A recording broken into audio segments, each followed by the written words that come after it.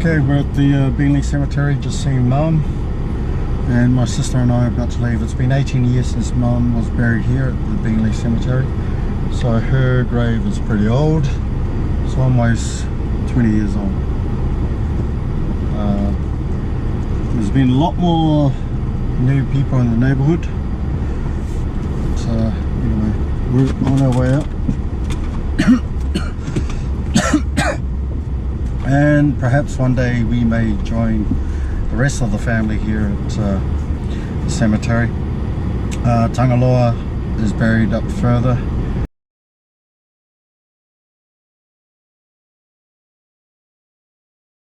Grandma here, it's got on video. Yeah, so I've got to go. So Tagaloa is just along here. Can you close your door, please? Sorry.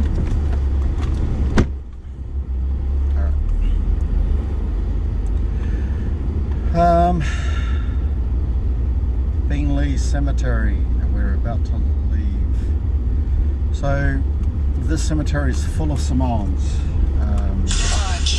For a very small race, we have a lot of Samoans buried here. It's actually grown in number disproportionately compared to